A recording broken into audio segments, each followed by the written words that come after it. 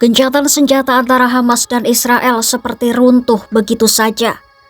Bagaimana tidak, secara tiba-tiba, pada Selasa 18 Maret 2025 pagi, Israel melanjutkan serangan yang meluas di seluruh Gaza. Tak tanggung-tanggung, serangan itu bahkan telah menewaskan ratusan orang. Dengan adanya serangan Israel itu, menandai bahwa upaya untuk memperpanjang gencatan senjata justru semakin menuju jalan yang terjal. Seperti apa jalan terjal gencatan senjata di Gaza? Simak selengkapnya dalam video berikut.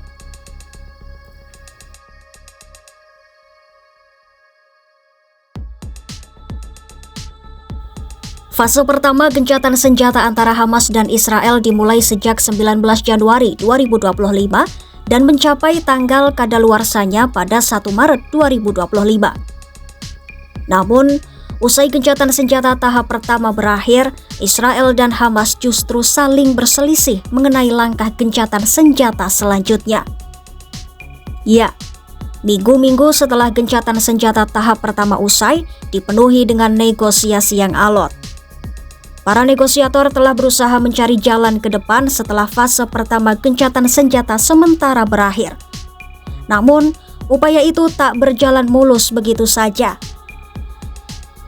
Hamas sendiri ingin melihat adanya langkah menuju fase kedua dari perjanjian yang telah disepakati sebelumnya, yang akan membuat pasukan Israel mundur sepenuhnya dari Gaza dan pembebasan semua sandera yang masih hidup yang ditahan oleh Hamas. Sementara Israel malah mendorong perpanjangan tahap pertama tanpa berkomitmen untuk mengakhiri perang atau menarik pasukan.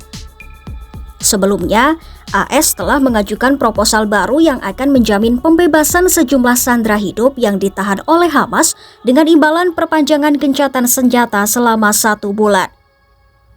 Israel juga akan mencabut blokade bantuan kemanusiaan ke Gaza yang telah berlangsung selama hampir 2 minggu.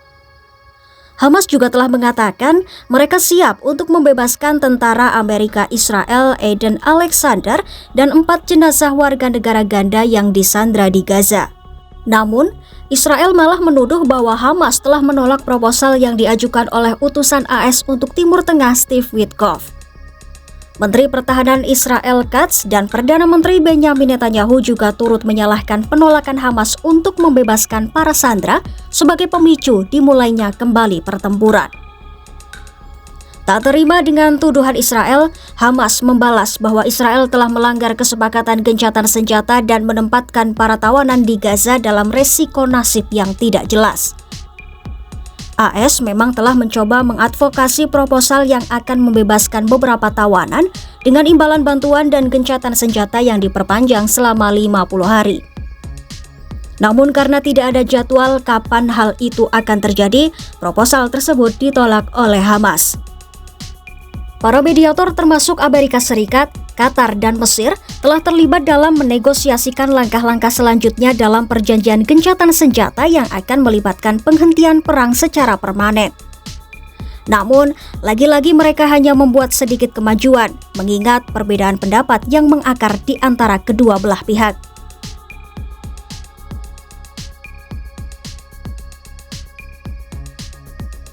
Serangan Israel secara mengejutkan menghantam target-target di seluruh Gaza pada Selasa 18 Maret 2025 pagi. Rumah sakit sibuk menerima korban di beberapa lokasi dari ujung utara Gaza hingga ujung selatan kantong Palestina tersebut. Beberapa rumah sakit melaporkan korban luka-luka disebabkan oleh rumah-rumah warga sipil yang terkena serangan Israel.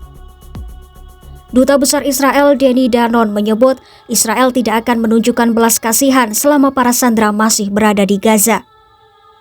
Saat serangan udara Israel menghantam daerah kantong Palestina tersebut pada Selasa dini hari, warga Gaza berhamburan melarikan diri untuk berlindung. Bahkan, pertahanan sipil di Gaza mengatakan sejumlah orang terjebak di bawah reruntuhan rumah yang dibom oleh Israel. Beberapa warga juga sempat melarikan korban luka ke rumah sakit. Ambulans dan kendaraan darurat bergegas melewati jalan-jalan yang gelap dengan sirine yang meraung-raung. Api juga berkobar dari sebuah gedung bertingkat yang rusak. Petugas pemadam kebakaran pun berjuang untuk memadamkan kobaran api tersebut.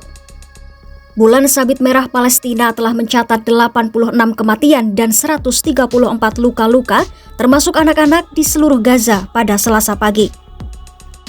Menurut pihak berwenang Israel menargetkan para pemimpin Hamas termasuk komandan militer tingkat menengah, pejabat pimpinan dan infrastruktur Hamas.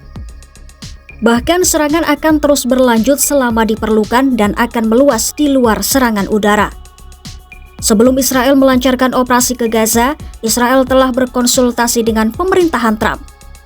Operasi tersebut kini diawasi di markas besar militer Israel di Tel Aviv oleh Kepala Staf Pasukan Pertahanan Israel bersama dengan Kepala Shin Bet, Badan Keamanan Internal Israel.